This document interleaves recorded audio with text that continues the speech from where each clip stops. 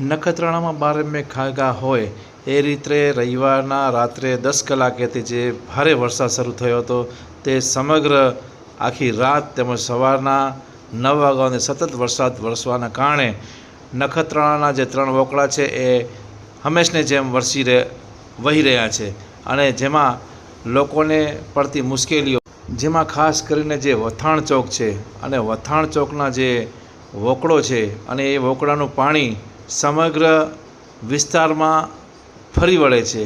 આમ જોઈએ તો જૂનું આરામગૃહ છે અને જે એ જગ્યાએ આવેલી નાના મોટા હોસ્પિટલો, મેડિકલો તેમજ વિવિધ દુકાનો આવેલી છે અને એ દુકાનોના લોકોની પરિસ્થિતિ એટલી ખરાબ છે કે આ પાણી હંમેશા વર્ષોથી થતી હોય છે અને લોકો પરેશાન થતા હોય છે.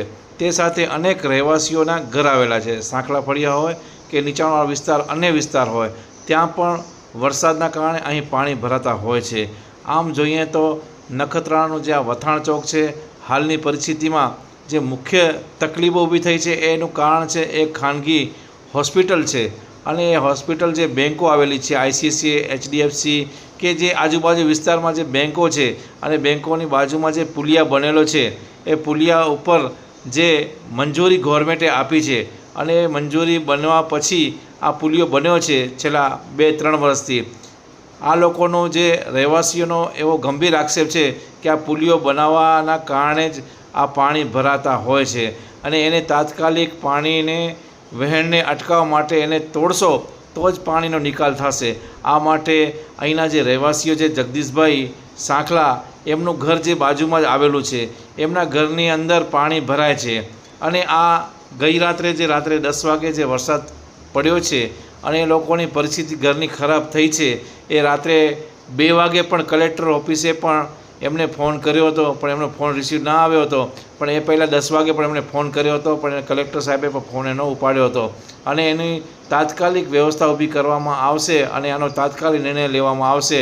આ ઘણા દિવસથી આ વસ્તુ ચાલી રહી છે, છેલ્લા 2 મહિના થયા, પણ એનો કોઈ નિકાલ આવતો નથી, જેથી આ વિસ્તારના રહેવાસીઓ, દુકાનદારો, ડૉક્ટરો, મેડિકલો, તમામ લોકો આજે ફરી પાછા સવારના મળી નાયબ કલેક્ટર સાહેબને મળી અને આ પ્રશ્ન ઉઠાવ્યો હતો અને આ પ્રશ્નનો તાત્કાલિક નિકાલ થાય એ માટે વહીવટીતંત્ર ગમે તે કારણે કે જે પણ થાય એને આ તકલીફો દૂર કરવા માટે લોકોને અને આ રહેવાસીઓને અને ખાસ કરીને આ વિસ્તારના 200-250 જે ઘર રહે છે એમને તમામના ઘરે પાણી ભરાય છે, જેના કારણે આ તાત્કાલિક આ તકલીફો છે એને દૂર કરવામાં આવે તેવી માંગણી કરવામાં આવી હતી.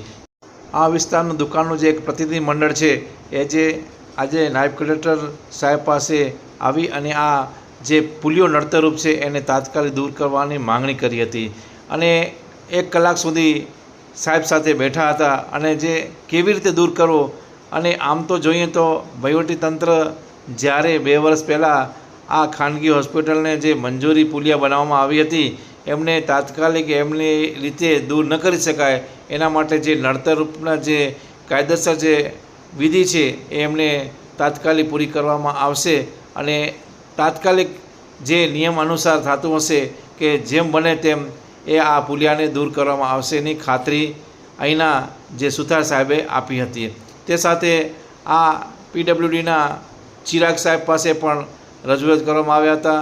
તે સાથે એમણે પણ એવું કહ્યું હતું કે હૈયાધારણ આપી હતી કે આ જે વહીવટી પ્રક્રિયા છે, જે પુલને એકવાર મંજૂરી આપવામાં આવે છે એને કેવી રીતે તોડી પાડવા અને જે નિયમ, સરકારના નિયમો હોય છે એ મુજબ અમે આ તાત્કાલિક ધોરણે આ તમામ વહીવટી પ્રક્રિયા પૂરી કરી અને આ જે નડતરરૂપ પુલિયો છે એમને તાત્કાલિક દૂર કરવામાં આવશે એવી ખાતરી આપી હતી. આજે આ પ્રતિનિધિ મંડળમાં જગદીશભાઈ તેમજ વિવિધ અગ્રણીઓ, ડૉક્ટર રસિક પટેલ, ડૉક્ટર બિપિન સાહેબ પટેલ તેમજ ડૉક્ટર સાથે અન્ય દુકાનદારો અને ઘરના જે રહેવાસીઓ છે આજુબાજુ વિસ્તારના, એ તમામ લોકો આવી અને કલેક્ટર સાહેબને મળ્યા હતા અને આ જે નડતરરૂપ છે પુલિયો એને તાત્કાલિક દૂર કરવામાં આવે અને જો દૂર કરવામાં નહીં આવે તો આ વિસ્તારના લોકો ના છૂટકે આ જે તકલીફ ઊભી થઈ છે એમને કાયદો હાથમાં લેવાની ફરજ પડશે એવું આ વિસ્તારના અગ્રણીઓ કહ્યું હતું.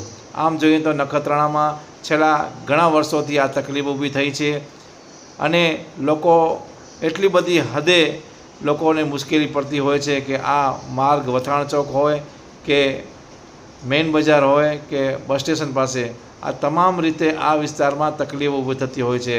હવે જોવાનું એ રહે છે કે આ કાયદો અને આ વહીવટીતંત્ર ક્યારે આ લોકોને મુશ્કેલીઓ દૂર કરશે અને આ લોકોનું જે રાબેતા મુજબ જે જીવન છે.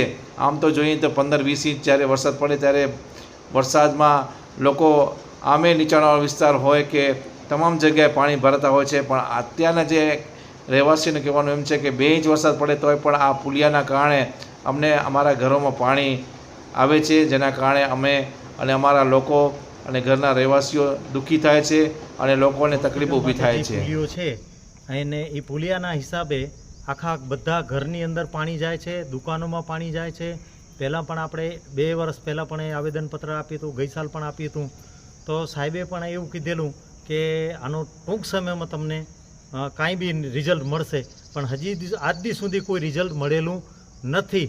એના માટે આજે ગઈ રાત્રે વરસાદ પડી તો બધાના ઘરમાં પાણી ગયું છે, દુકાનોની અંદર પાણી ગયું છે.